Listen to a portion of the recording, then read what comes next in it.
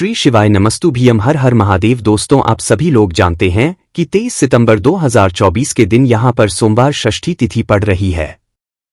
इसीलिए दोस्तों, इस दिन का महत्व बहुत ही ज्यादा बड़ा होता है और इस दिन आप लोगों को 5 कनेर के फूल वाला उपाय जरूर करना चाहिए। और दोस्तों, बहुत सारे लोगों ने तो यह वाला उपाय करना भी शुरू कर दिया है, पर बहुत सारे लोगों को उपाय समझ नहीं आया है, जिस कारणवश वो अभी तक यह वाला उपाय नहीं कर पाए। तो इस वीडियो में आप लोगों को हम 23 सितंबर, जिस दिन सोमवार षष्ठी तिथि है, इस दिन आप लोगों को 5 कनेर के फूल वाला उपाय जरूर करना चाहिए, जो कि पंडित जी ने अपनी अभी की ही कथा में यहां पर बताया हुआ है। तो दोस्तों, इस उपाय को आपको कैसे करना है, कब करना है, कहां पर करना है और उपाय को करते समय आपको किन किन बातों का ध्यान रखना है, ये सारी जानकारी हम आपको इस वीडियो में देंगे। तो चलिए दोस्तों, उपाय को शुरू करते। देखिए, यह दिन इतना खास होता है, इतना महत्वपूर्ण होता है। देखा गया है कभी कभी बड़े बड़े पूजा पाठ अनुष्ठान से जो मनोकामना पूर्ण नहीं होती है, वह सोमवार के दिन एक छोटे से उपाय करने से ही आपकी मनोकामना पूर्ण हो जाती है। और बहुत सारे लोगों ने इस उपाय को किया भी है और उनको इस उपाय को करने का फल भी जरूर मिला है। अगर आप लोग भी इस उपाय को सोमवार के दिन करना चाहते हैं, तो आप इस उपाय को अच्छे से समझ लेना, सुन लेना, उसके बाद करना। आपको इस उपाय का फल जरूर मिलेगा। और इस उपाय को करने से आपके घर में चाहे किसी भी प्रकार की दुख और समस्या क्यों ना चल रही हो, आपको उसका कारण भी नहीं पता है कि भाई यह समस्या किस कारण से चल रही है। उसका कुछ भी कारण हो सकता है, जैसे पितृदोष हो सकता है या किसी भी तरह का मंगल दोष भी हो सकता है, और भी बहुत तरह के दोष होते हैं, कुछ भी हो सकता है। पर आपको इस उपाय को करने लिए अपने दोष को पता लगाने की भी जरूरत नहीं है। सोमवार के दिन इस 5 कनेर के फूल वाला उपाय को आप लोगों को कर लेना है। दोस्तों, अब हम समझते हैं इस वाले उपाय को हमें करना किस समय है। तो सबसे पहली बात दोस्तों, हम समझते हैं कि ये 5 कनेर के फूल वाला उपाय करना किसको है। तो देखिए, यहां पर सीधी सी बात है कि ये 5 कनेर के फूल वाला जो उपाय है, ये किस लिए किया जा रहा है।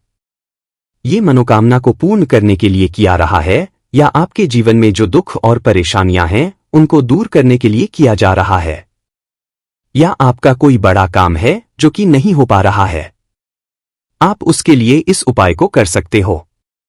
तो सीधी सी बात यह है कि आप अपनी किसी भी प्रकार की मनोकामना के लिए इस वाले उपाय को कर सकते हो। तो यह उपाय वह व्यक्ति कर सकता है जिस व्यक्ति को अपनी किसी भी प्रकार की मनोकामना भगवान शिव जी से पूर्ण करवानी हो। और अगर कोई भी माताएं बहन जो है अपने घर की सुख और शांति के लिए, घर में धन समृद्धि को बढ़ाने के लिए वाला उपाय करना चाहती है, तो घर की जो बड़ी माताएं बहनें होंगी वह इस 5 कलर के फूल वाले उपाय को विशेष रूप से करें, क्योंकि माताएं बहनें घर की लक्ष्मी होती है। और जब घर की लक्ष्मी कोई विशेष उपाय करती है तो उसका फल ही बहुत जल्दी मिल जाता है और बहुत बड़ा होकर मिलता है। अन्यथा इस उपाय को कोई भी व्यक्ति कर सकता, चाहे वो बड़ा हो, चाहे वो छोटा हो, चाहे वो बच्चा हो। जिस व्यक्ति को ये 5 कनेर के फूल वाला उपाय समझ आ गया, वह व्यक्ति इस 5 कनेर के फूल वाले उपाय को सोमवार षष्ठी तिथि के दिन जरूर करे, क्योंकि उसको इस उपाय को फल बहुत ही जल्दी मिल जाएगा। क्योंकि सोमवार षष्ठी तिथि के दिन भगवान शिव जी बहुत आसानी से प्रसन्न हो जाते हैं। तो आइए अब हम समझते हैं कि इस 5 कनेर के फूल वाले उपाय को आपको करना कैसे है, और इस उपाय करने का जो समय है वो क्या है।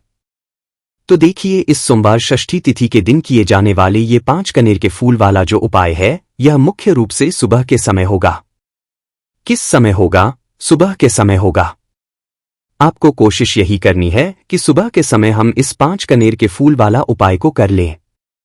पर किसी कारणवश अगर आप सुबह इस उपाय को ना कर पाओ, आपको कहीं काम से जाना हो या किसी और काम की वजह से आप उपाय को ना कर पाओ, तो आप पास फिर दूसरा मौका रहेगा, जो कि शाम के समय का रहेगा, प्रदोष काल का रहेगा।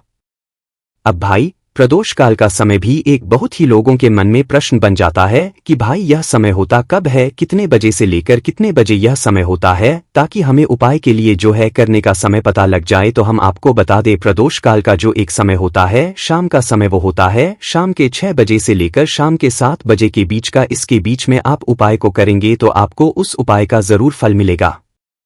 तो शाम के 6 बजे से लेकर शाम के 7 बजे के बीच में आप लोग इस 5 कनेर की फूल वाले उपाय को कर सकते हो।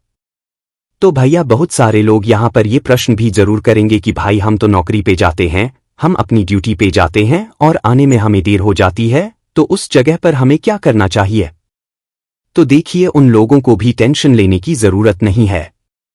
अगर आप लोग इस उपाय को शाम के प्रदोष काल में कर रहे हैं और अगर आप आने में देरी भी हो जाती है, आपको आने में 7 बजे तक आप नहीं पहुंच पाते हो, तो भाई आप 7 या रात 8 बजे तक भी अगर उपाय को करोगे तो भी चल जाएगा। और अगर इससे भी थोड़ा देर हो जाती तो भी आप उपाय को कर सकते हो, क्योंकि सोमवार षष्ठी तिथि का दिन है। यह दिन बहुत ही कम आता है पूरे साल भर में, इसीलिए जब आपको मौका मिल जाए जब आप इस उपाय को जरूर कर लेना। कोई भी उपाय हो आप कभी भी कर सकते हो सोमवार तिथि के दिन, बस कोशिश करना कि समय के थोड़ा मतलब अंतर्गत ही कर लो। पर किसी कारणवश अगर ना कर पाओ तो फिर आप थोड़ा देरी से भी कर सकते हो। आपको उपाय का फल जरूर मिलेगा, क्योंकि भगवान शिव विजन बहुत ज्यादा प्रसन्न होते हैं सभी भक्तगणों से जो उनको प्रसन्न करते हैं। तो अब हम यहां पर समझते हैं कि आपको उपाय कैसे करना है।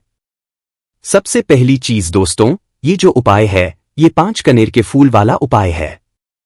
तो सी बात है, इस उपाय में हमें 5 कनेर के फूल तो लेने ही लेने पड़ेंगे। अब यहां पर एक सबसे बड़ी गलती होती है जो कि आप उपाय में करते हो और आपको पता भी नहीं लगता है, जो कि हम आपको बताते हैं। देखिए, जो आप 5 कनेर के फूल लेकर आओगे, सबसे पहले तो कनेर का फूल आप लोगों को पता होगा कि कैसा होता है। हम आपको जब भी बता देते हैं, कनेर के फूल वो होते हैं जो कि पीले कलर के होते हैं, लंबे लंबे से होते हैं।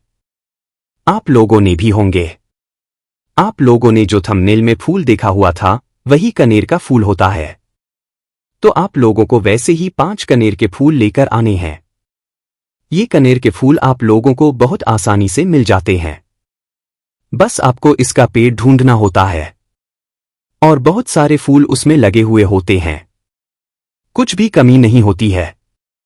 बस दोस्तों, आपको यहां पर ध्यान इस बात का रखना है कि अगर ये 5 कनेर के फूल जो है, मतलब कनेर के फूल का पेड़ जो है कहीं बाहर लगा हुआ है, वो किसी के में नहीं लगा हुआ है, किसी का वो पेड़ नहीं है, तो आप बिना पूछे जो है वह कनेर के फूल तोड़कर ला सकते हो।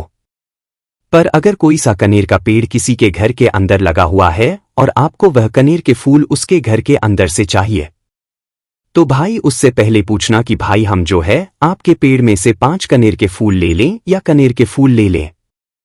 भाई पहले उससे पूछना, क्योंकि ये वाले जो 5 कनेर के फूल आप लोग ले रहे हो ये उपाय के लिए ले रहे हो, और भगवान शिव जी को जब हम करते हैं तो भाई पूर्ण रूप से जो है हम पूरे विधि विधान से करते हैं। तो इसीलिए अगर आप किसी के घर में के अंदर जो पेड़ लगा हुआ है कनेर का, उस पेड़ से अगर ये फूल ले रहे हो, तो भाई पहले उस घर के मुखिया से पूछ लेना कि हम आपके पेड़ से कनेर के फूल ले लें। अगर वो हाँ कह देता है तो भाई उसके बाद आप उसके पेड़ से 5 कनेर के फूल ले लेना। अगर कोई कनेर का पेड़ जो है ऐसे ही बाहर लगा हुआ है, खुले में लगा हुआ है, उस पर किसी का भी नहीं है, तो वो आप जो है बिना पूछे भी उस पेड़ में से तोड़ सकते हो। पर किसी के घर के अंदर लगा हुआ है तो उससे सकर ही 5 कनेर के फूल उसके पेड़ में से लेना। अब आपके पास 5 कनेर के फूल भी आ चुके हैं। अब दोस्तों, कनेर के फूल के साथ में क्या हमें सीधा उपाय करना है या कुछ सामग्री भी लेकर जाना है? तो देखो, कोई भी उपाय जब हम करते हैं तो सीधा हम उपाय जाकर नहीं करते हैं, उससे पहले हम भगवान शिव जी की पूजन अर्चना भी हैं। तो देखो, अगर यह उपाय आप सुबह के समय कर रहे हो, प्रातः काल कर रहे हो, तो आप लोगों को अपने साथ में कम से कम 1 लोटा जल तो जरूर लेकर जाना ही जाना है। सोमवार षष्ठी तिथि का दिन रहेगा, वैसे ही माता एवं बहनें अपनी पूजन सामग्री लेकर जाएंगी।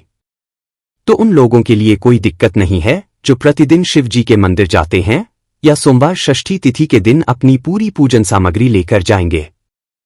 भाई वो वैसे के वैसे ही लेकर जाएं, यह बात उनके लिए है जो कुछ भी लेकर नहीं जाएंगे। भाई वो बस 1 लोटा जल तो जरूर लेकर जाए अगर वह इस उपाय को 5 कनेर के फूल वाले उपाय को कर रहे हैं। उसी के बाद में दोस्तों, शाम के समय की बात करें तो भाई शाम के समय अगर आप लोग इस 5 कनेर के फूल वाले उपाय को कर रहे हो तो अपने साथ में 1 गोल बाती का घी का दीपक जरूर लेकर जाना। जो घी का दीपक लोगे वो आटे का होना चाहिए। आटे का होने के साथ में उसके अंदर गोल बाती आएगी। वो गोल बाती आप अपने हाथों से बनाओगे तो ज्यादा बेहतर होगा। साथ ही में उस दीपक के अंदर जो मतलब चीज डलेगी वो डालेगी शुद्ध देसी गाय का घी। उसके अंदर शुद्ध देसी गाय का घी ही डालना, ना भैंस का डालना, ना मिलावटी बाजार का घी डालना। इस बात का भी आप लोग ध्यान रखना। अगर आपको उपाय का पूर्ण फल चाहिए तो भाई करना क्या है, देखो सुबह अगर उपाय कर रहे हो ना, तो अगर 12 बजे तक भी उपाय करोगे तो भी कोई वाली बात नहीं है, कर सकते हो। सोमवार षष्ठी तिथि का दिन बार बार नहीं आता है। आपको पहुंचना है सबसे पहले तो अपने घर के पास में जो शिव मंदिर हो, शिवालय हो, जहां पर शिवलिंग विराजित हो, वहां पर आप लोगों को पहुंच जाना है। अब वहां पर पहुंच करके सीधा हमें जाकर उपाय करने लग जाना है। नहीं, आपको पहले अपना शिव जी के मंदिर के अंदर प्रवेश करना है, भगवान शिव जी के दर्शन करना है। पहले आपको अपनी अपनी पूजन अर्चना करनी है। जैसे कि 1 लोटा जल जो गए हैं भाई वो 1 लोटा जल चढ़ा दें। इसके अलावा जो भी पूजन सामग्री है आपकी फूल, धतूरा, गुलाल, अबीर, गुलाल जो भी चीजें हैं, चंदन वगैरह, उन सारी चीजों से आप पूजन अर्चना कर सकते हो।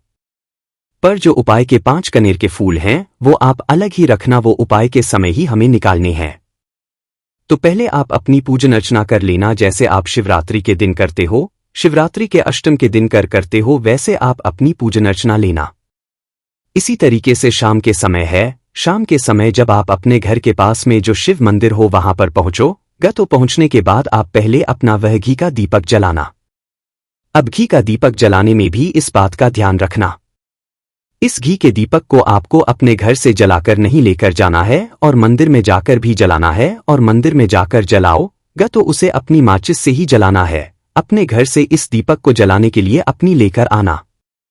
अगर आपने मंदिर में किसी और की माचिस ले ली इस दीपक को जलाने के लिए, अगर आप शाम के समय इस वाले उपाय को कर रहे हो तो भाई इस उपाय को करने का फल जो है उस व्यक्ति को भी मिल जाएगा जिस व्यक्ति की आपने माचिस ली होगी।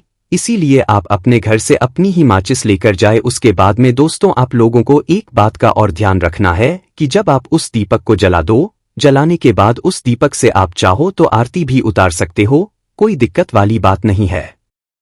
आप उस दीपक को भगवान शिव जी के इतने पास मत रखना कि भगवान शिव जी को आंच लगी, थोड़ी दूरी बनाकर ही जो है आप उस दीपक को जो है भगवान शिव जी के शिवलिंग के पास में रखना, क्योंकि अभी हम जो है भगवान शिव जी को प्रसन्न करने वाले हैं, तो इसलिए जो है भगवान शिव जी को आंच ना लगे, इतनी दूरी बनाकर आप उस दीपक को रख दीजिएगा। जैसे ही आपकी पूजन अर्चना हो जाती है आप जल चढ़ा देते हैं, सुबह के गए तो जल चढ़ा देते हैं, पूजन अर्चना हो जाती है, फिर आप उसके बाद में भगवान शिव जी की शिवलिंग के पास में कहीं पर भी बैठ जाइए, सामने बैठ जाइए या आसपास बैठ जाइए। उसी तरीके से शाम के समय है, दीपक जैसे ही लग जाए तो भाई आप अपना उपाय को यहाँ पर कर सकते हैं, और उपाय को करने से पहले आप अपने वह 5 कनेर के फूल निकाल लीजिए, क्योंकि अब हम यहाँ पर उपाय को करने वाले हैं। उपाय को करने के लिए आप शिवलिंग के सामने भी बैठ सकते हैं, पास भी बैठ सकते हैं, कोई दिक्कत वाली बात नहीं है। अब हमारे पास 5 कनेर के फूल हैं, तो सीधी सी बात है कि इन 5 कनेर के फूलों को हमें 5 अलग अलग जगहों पर यहाँ पर चढ़ाने हैं। अब वो 5 अलग अलग जगह कौन सी हैं वो हम आपको बताते हैं। देखिए 5 अपने कनेर के फूल आप अपने सामने निकाल कर रख लीजिए। अब 5 कनेर के फूल में से सबसे पहला वाला कनेर का फूल आप लोग उठाइए, और पहले वाले कनेर के आपको कहाँ पर चढ़ाना है वो आपको चढ़ाना है भगवान शिव जी के शिवलिंग के ऊपर, जो गणेश जी वाला स्थान होता है वहां पर। अब भगवान शिव जी के शिवलिंग के ऊपर गणेश जी वाला स्थान कहां पर होता है? भगवान शिव जी की शिवलिंग होती है, शिवलिंग की जलाधारी होती है। जलाधारी का जो राइट हैंड साइड होगा, मतलब शिवलिंग की तरफ से खड़े होकर देखना कि भगवान शिव जी का सीधा हाथ कौन सा है, राइट हैंड साइड कौन सा है। उस राइट हैंड साइड पर आपको ये पहले कनेर का फूल समर्पित करना है, और जो फूल का खिला हुआ भाग होगा ना वो शिवलिंग की तरफ करके ही आप लोग जो है इस पहले नंबर के फूल को भगवान गणेश जी वाले स्थान पर समर्पित करना, जलाधारी के राइट हैंड साइड पर।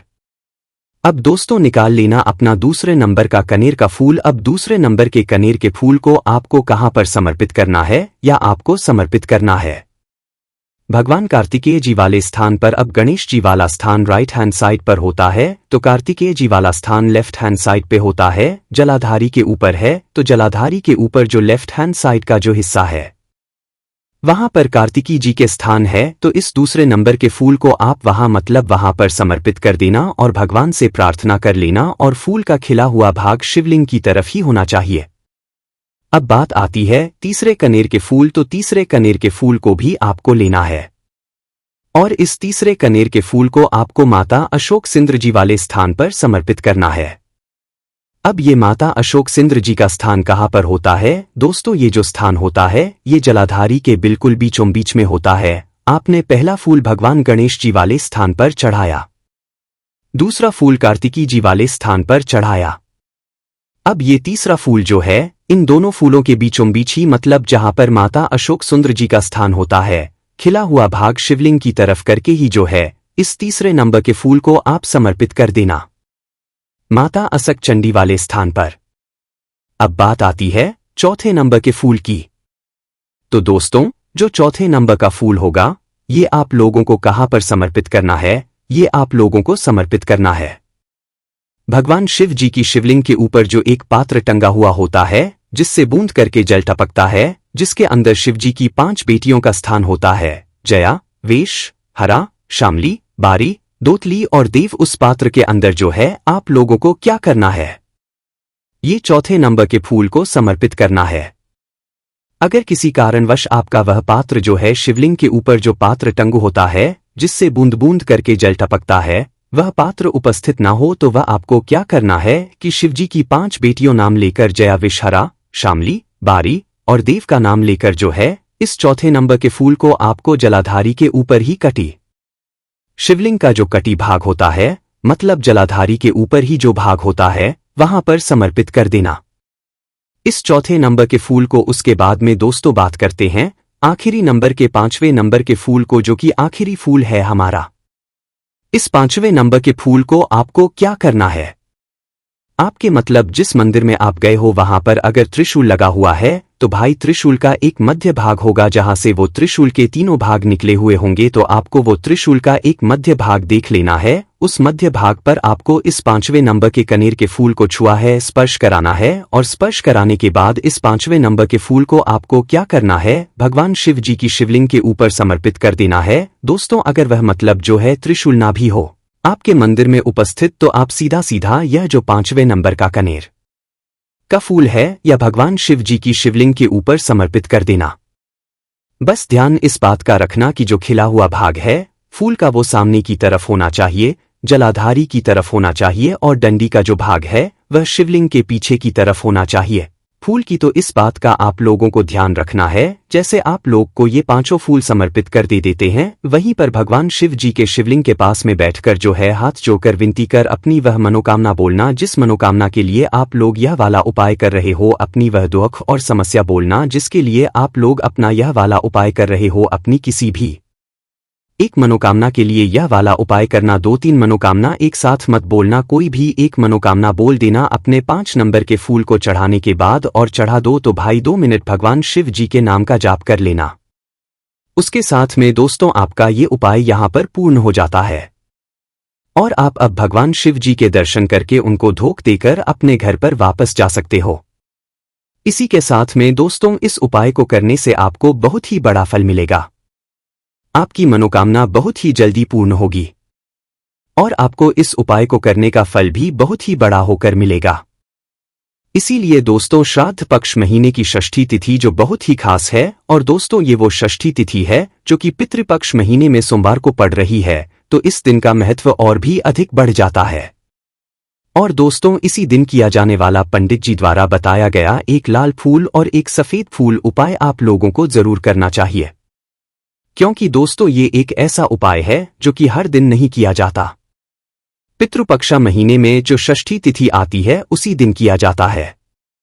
अगर आप लोगों ने इस उपाय को नहीं किया है या किसी कारणवश नहीं कर पाए हो तो इस सोमवार के दिन इस उपाय से मत चूकना दोस्तों। देखिए ये दिन इतना खास होता है, इतना महत्वपूर्ण होता है, देखा गया है कभी कभी बड़े बड़े पाठ अनुष्ठान से जो मनोकामना पूर्ण नहीं होती है वह सोमवार के दिन एक छोटे से उपाय करने से ही आपकी मनोकामना पूर्ण हो जाती है। और बहुत सारे लोगों ने इस उपाय को किया भी है और उनको इस उपाय को करने का फल भी जरूर मिला है। अगर आप लोग भी इस उपाय को इस सोमवार षष्ठी के दिन करना चाहते हैं तो आप इस उपाय को पहले अच्छे से समझ लेना, सुन लेना, उसके बाद करना, आपको इस उपाय का फल जरूर मिलेगा। आपकी सभी मनोकामनाएं हो जाएंगी। दोस्तों, हम आपको यहाँ पर बता दें कि यह जो एक लाल फूल और एक सफेद फूल वाला उपाय है, ये उपाय पंडित जी ने अपनी अभी की शिव महापुराण की कथा में ही बताया है और इस उपाय को करने से आपके घर में चाहे किसी भी प्रकार की दुख और समस्या क्यों ना चल रही हो, आपको उसका कारण भी नहीं पता है कि भाई ये समस्या किस कारण से चल रही है, उसका कुछ भी कारण हो सकता है, जैसे पितृदोष हो सकता है, कालसर्प दोष हो सकता है या किसी भी तरह दोष भी हो सकता है और भी बहुत तरह के दोष होते हैं, कुछ भी हो सकता है। पर आपको इस उपाय को करने के लिए अपने दोष को पता लगाने की भी जरूरत नहीं है। आपके घर में किस कारण से इतनी दुख और परेशानी आ रही है वह भी आपको पता लगाने की जरूरत नहीं है। बस सोमवार की षष्ठी के दिन इस उपाय को कर लेना, क्योंकि इसी एकमात्र उपाय को करने से आपके पूरे घर परिवार में सुख और शांति हो जाएगी।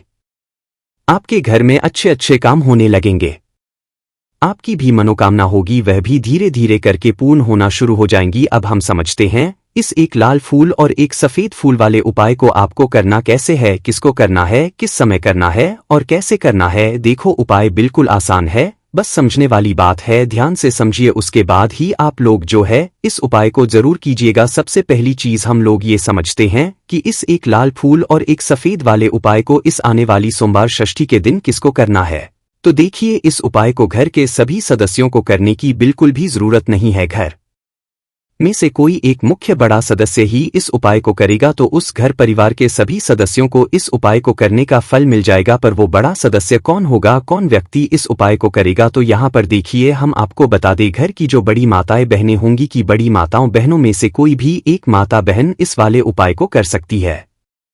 अपने पूरे घर परिवार के लिए घर में सभी सदस्यों को इस उपाय को करने की जरूरत नहीं है। मात्र घर की जो बड़ी माताएं बहनें हैं उनमें से कोई भी एक माता बहन इस वाले उपाय को करेगी तो उसके घर परिवार के पूरे सदस्यों को इस उपाय का फल मिलेगा। अगर किसी कारणवश माताएं बहनें घर में उपस्थित ना हो या वो इस उपाय को ना कर रही हो, कुछ दिक्कत हो, तो भाई उस पर फिर घर का कोई बड़ा व्यक्ति भी इस उपाय को कर सकता है। माताओं बहनों के कहने का मतलब ये था कि माताएं बहनें घर की लक्ष्मी होती है। जब घर की लक्ष्मी कोई उपाय करती है तो निश्चित ही भगवान शिवजी बहुत जल्दी प्रसन्न होते हैं और उपाय का फल में बहुत जल्दी और बहुत बड़ा करके भी यहाँ पर देते हैं। तो आप लोग ये बात समझ गए होंगे। अब हम ये बात समझते हैं इस वाले उपाय को हमें करना किस समय है। एक लाल फूल और एक सफेद फूल वाले उपाय को हमें इस सोमवार के दिन की समय है। तो देखिए, इस उपाय को करने का जो समय है सुबह का समय भी है और शाम का समय भी है। अब देखिए, यहाँ पर हम मुख्य रूप से सुबह का समय नहीं बोलेंगे, क्योंकि देखिए ये जो सोमवार षष्ठी तिथि है और आप सभी लोग जानते हैं इसका प्रदोष काल का मतलब शाम का जो समय होता है ना, इस दिन भगवान शिव जी का सबसे प्रिय दिन होता है। तो आप लोग इसे एक लाल फूल एक सफेद फूल वाले उपाय को सुबह के समय भी कर सकते हो और शाम के समय दोष काल में भी कर सकते हो। सुबह के समय अगर कर रहे हो तो 10 या फिर 11 बजे तक भी अगर उपाय करोगे तो भी आपको उपाय का फल मिलेगा। वही अगर शाम के समय कर रहे हो तो इस दिन जरूर शाम के समय का ध्यान रखना कि शाम के 6 बजे से लेकर 7 बजे के बीच में अगर आप इस उपाय को कर सकते हो तो बिल्कुल कर लेना, पूरी कोशिश करना। पर अगर किसी कारणवश इस समय के बीच में ना कर पाओ तो रात 8 बजे तक भी अगर आप उपाय को करोगे तो आपको उपाय का फल जरूर मिलेगा। ये बात आपको समझ आ गई कि आप इस उपाय को सुबह और शाम दोनों समय कर सकते हो। मतलब करना आपको एक ही समय है, घर में से किसी एक ही बड़े व्यक्ति को करना है, पर एक ही बार इस उपाय को करना है, दोनों समय नहीं करना है। आपको जो समय अच्छा लगे आप उस समय पर इस वाले उपाय को कर सकते हैं। तो चलिए जानते हैं इन विशेष उपायों के बारे में। लेकिन उससे पहले जो भी मेरी प्यारी बहनें आज चैनल पर पहली बार आए हैं या मेरी आवाज आज पहली बार सुन रहे हैं, अगर आप भी महादेव के सच्चे भक्त हैं तो वीडियो को लाइक और चैनल को सब्सक्राइब जरूर कर लें और कमेंट बॉक्स में लिखें हर हर महादेव, ओम नमः शिवाय। देखो, अब सबसे महत्वपूर्ण बात आती है कि इस उपाय को हमें करना किस लिए है। जैसा कि हमने अभी आपसे बोला कि इस उपाय को करने के बाद आपके जीवन में बहुत सारी खुशियां, आपकी मनोकामनाएं पूर्ण होंगी, आपकी धन की समस्या दूर होगी, आपकी पैसों की समस्या दूर होगी। अब देखिए, अगर आप लोग सोच रहे हो कि भाई हमें अपना घर बनाना है पर घर बनाने के लिए पैसा नहीं है, हमें गाड़ी लेना है पर गाड़ी लेने के लिए पैसा नहीं है, हमें जमीन लेना है पर जमीन लेने के लिए पैसों की कमी पड़ी डीडीएच रही है, अगर ऐसी ही दिक्कत, परेशानी या किसी भी तरह की धन से जुड़ी हुई समस्या या पैसों से जुड़ी हुई समस्या आपके जीवन में चल रही है, तो यह उपाय निश्चित ही आपके जीवन में बहुत सारे फल लाकर दे सकता है। इसीलिए अगर आपके घर में बहुत ज्यादा दिक्कत, समस्या, परेशानी चल रही है, धन से जुड़ी हुई, पैसों से जुड़ी हुई, धन की बहुत ज्यादा कमी आ रही है, पैसों की बिल्कुल आवक नहीं हो रही है, तो भाई आप लोगों को इस वाले उपाय को जरूर करना चाहिए। घर में से किसी एक भी बड़े व्यक्ति को अब इस उपाय में करना क्या है, वो सबसे हम लोग पहले जान लेते हैं। उपाय की सामग्री हम लोग सबसे पहले जानते हैं कि इस उपाय में किस किस चीज की आवश्यकता पड़ेगी। तो देखिए, उपाय का नाम तो एक लाल फूल और एक सफेद फूल वाला उपाय है, पर इस उपाय में कुल मिलाकर 4 सामग्री हमें लगने वाली है, जो कि पंडित जी ने खुद सीहोर वाली कथा में बताया है। और जो हम आपको उपाय बताते हैं वो पंडित जी द्वारा बताए गए होते हैं, अलग से हम कुछ भी नहीं बताते हैं। तो यहाँ पर हम लोग समझते हैं कि इस उपाय की सामग्री क्या है। तो देखो, उपाय की जो सामग्री है वो 4 सामग्री है, जिसमें से सबसे पहली सामग्री है एक बेलपत्र। देखो, बेलपत्र क्या होती है? बेलपत्र जो शिव की शिवलिंग पर चढ़ती है। दूसरी चीज है एक शमीपत्र। शमीपत्र वो जो शिवलिंग पर ही चढ़ता है। तीसरी चीज है दोस्तों एक लाल फूल, जो उपाय का नाम है। तो एक यहां पर आपको लाल फूल लेना है। अब ये लाल फूल लेना है।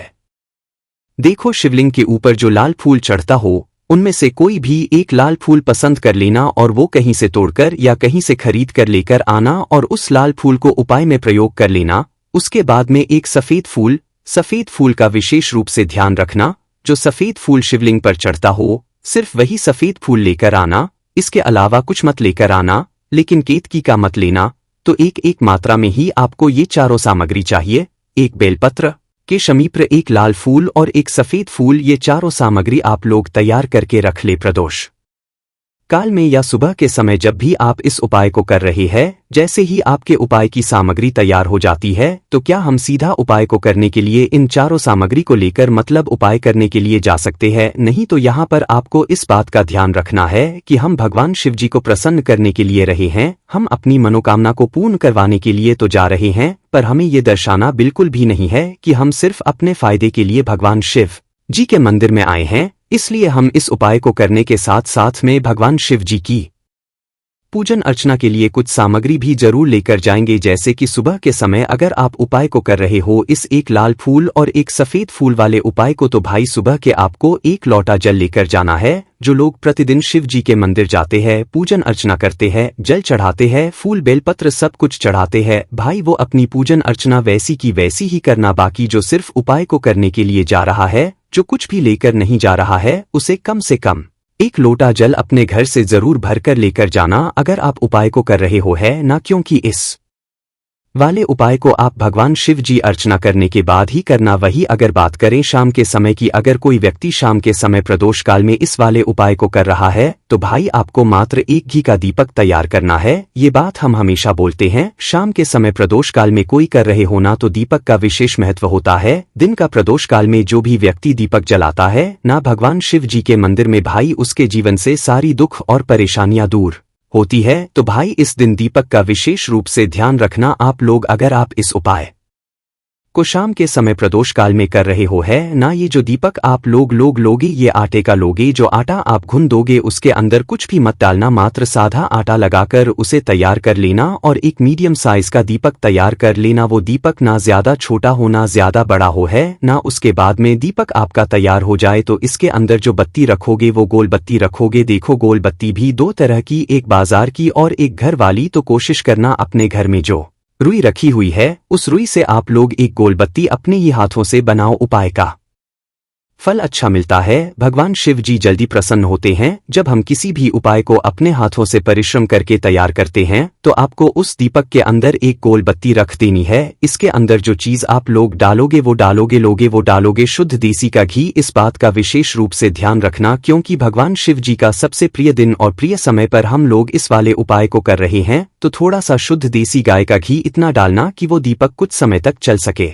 ना बाजार वाला मिलावटी घी डालना, ना भैंस का घी डालना, शुद्ध देसी गाय का घी आपको ढूंढने में थोड़ी मेहनत लगेगी और महंगा भी मिलेगा, पर गाय के घी से भगवान शिव जी प्रसन्न होते हैं। हुए उसी शुद्ध देशी गाय की घी से घर में बरकत भी बनी रहती है और हमारे घर में सुख शांति भी बनी रहती है। इसलिए इस शुद्ध देशी गाय का घी को अपने घर में हमेशा रखा करो। वो भगवान शिव जी के कार्यों में भी उपयोग में आता है और उपायों में भी हम लोग प्रयोग कर सकते हैं। तो यहाँ पर आपकी सारी तैयारियां हो चुकी है। उपाय को करते समय शुद्धता का विशेष रूप से ध्यान रखिएगा। सुबह कर रहे हो तो भाई सुबह तो आपको करना ही करना है, बाकी शाम को कर रहे हो तो शाम को मात्र हाथ मुंह धोकर भी आप लोग इस वाले उपाय को कर सकते हो। कोई दिक्कत वाली बात नहीं है भाई। उपाय की पूरी सामग्री तैयार करके और पूजन सामग्री लेकर आपको भगवान शिव जी के मंदिर पहुंचना है, जो आपके घर के पास में हो, जहां पर शिवलिंग विराजित हो, शिवालय हो, वहां पर आप लोगों को पहुंचना है। और जैसे ही आप भगवान शिव जी के मंदिर में पहुंचते हो, वहां जाकर ही उपाय शुरू नहीं करना है। पहले आपको भगवान शिव जी की पूजन करना है। पूजन अर्चना कैसे करोगे? सुबह के समय गए हो तो एक लोटा जल वगैरह जो भी पूजन सामग्री लेकर गए हो, उससे पहले पूजन सामग्री आप लोग पूजन भगवान शिव जी की कर लो। जो व्यक्ति सिर्फ एक लोटा जल लेकर गए हैं, वो शिव जी की शिवलिंग पर मात्र एक लोटा जल एक धारा से धीरे धीरे करके चढ़ा लो है ना। अपनी पूजन अर्चना आप लोग जो है पूरी कर लो पहले। उसी के बाद अगर आप शाम के समय कर रहे हो तो पहले जाकर बैठना है भगवान शिव जी के शिवलिंग के पास में। आप जो दीपक तैयार करके लेकर आए हो, उस दीपक को पहले जलाना है। ये जो दीपक आप लोग जलाओगे ना, ये किसी और की माचिस से मत जलाना, अपनी ही माचिस अपने ही घर से लेकर आना और इस दीपक को अपने ही माचिस से जलाना। अगर आपने मंदिर की माचिस या किसी और की माचिस ले ली इस उपाय को करने में, इस उपाय का फल उस व्यक्ति को भी बहुत मिल जाएगा। इस बात का ध्यान रखना, अपने घर से अपनी ही माचिस लेकर जाना और इस दीपक को जलाना। दीपक को जलाने के बाद भगवान शिव जी की शिवलिंग के पास में रख देना। शिवलिंग के इतना पास में मत रखना कि भगवान शिव जी को आंच लगे, थोड़ी सी दूरी बनाकर ही जो है इस दीपक को शिवलिंग के पास में आप लोग रख दीजिएगा। अब जैसे ही आपकी पूजन अर्चना हो जाती है, भगवान शिव जी के शिवलिंग के सामने या आसपास कहीं पर भी बैठ जाइए उपाय को करने के लिए। और उपाय को करने से पहले आप लोग अपनी वचार पूजन सामग्री निकाल लीजिए। उपाय की जो सामग्री है वो निकाल लीजिए और भगवान शिव जी के शिवलिंग के ऊपर एक माता अशोक सुंदरी जी का स्थान देख लीजिए। माता अशोक सुंदर जी का जो स्थान होता है वो जलाधारी के ऊपर होता है, जलाधारी के बिल्कुल बीचों बीच में होता है। आप लोगों ने देखा भी होगा शिवलिंग की जलाधारी होती है, जलाधारी के बिल्कुल बीचों बीच का जो स्थान होगा वो माता अशोक सुंदर जी का स्थान होगा, क्योंकि यहीं पर हमें ये जो है उपाय को करना है। सब पहली चीज अब हम उपाय को करना शुरू करते हैं। आप सबसे पहले अपनी एक बेलपत्र उठा लो। एक बेलपत्र को आपको माता अशोक सुंदरी जी वाले स्थान पर सबसे पहले समर्पित करना है। बेलपत्र की डंडी का मुख होगा जलाधारी की तरफ, जहां से जल बहता है और नीचे गिरता है, और बीच वाली बड्डी पत्ती का मुख मतलब शिवलिंग की तरफ होगा। इस तरीके से आपको इस बेलपत्र को माता अशोक सुंदरी जी वाले स्थान पर समर्पित कर है। उसके बाद में अपनी एक शमी पत्र उठा लो जो आप उपाय के लिए लेकर आए हुए हो। शमी पत्र को उठाकर शमी पत्र की भी जो डंडी का भाग होगा वो जलाधारी की तरफ करके, जहां से जल बहता है नीचे गिरता है, उस तरफ करके, और पत्ती वाला भाग शिवलिंग की तरफ करके इस शमी पत्र को भी उस बेलपत्र के ऊपर आपको समर्पित कर देना है। समर्पित करने के बाद अब आप ले लो अपना एक लाल फूल जो आप उपाय को करने के लिए लेकर आए हुए हो। लाल फूल का जो खिला हुआ भाग होगा, चाहे वो गुलाब का फूल हो, चाहे कोई सा फूल जो शिवलिंग पर चढ़ता हो, भाई उस फूल का जो खिला हुआ भाग होगा वो शिवलिंग की तरफ होगा। बाकी जो पीछे का भाग होगा फूल का वो जलाधारी की तरफ, जहां से जल बहता है नीचे गिरता है, उस तरफ होगा। और आखिरी में आपका जो एक सफेद फूल बचा हुआ है, इस सफेद फूल को भी आपको लेना है और सफेद फूल का जो खिला हुआ भाग होगा वो शिवलिंग तरफ होगा, जहां पर शिवलिंग रखा हुआ है उस तरफ होगा, और डंडी का भाग जलाधारी के पीछे की तरफ हो जाएगा। मतलब जो जहां से जल बहता है और नीचे गिरता है। जब आप लोग एक बेलपत्र, एक शमी पत्र और एक लाल फूल, एक सफेद फूल चढ़ा रहे हो, तो उस समय आप लोगों को कांता भगवान या कांता चक्र का नाम लेते हुए ही जो है इस उपाय को करना है। और भगवान शिव जी और नारायण जी का स्मरण करते हुए ही इस उपाय को आपको करना। तो जब भी आप एक बेलपत्र, एक शमी पत्र, एक लाल फूल और एक कमी हो रही है, जो भी दुख और समस्या परेशानी चल रही हो, आपको अपनी वह दुख और परेशानी जो है भगवान शिव जी से उपाय को पूरा करने के बाद वहीं पर पास में बैठकर बोल देना है। हाथ जोड़ के आंखें बंद करके अपनी परेशानी और श्री शिवाय नमस्तुभ्यम हर हर महादेव का जाप करना है।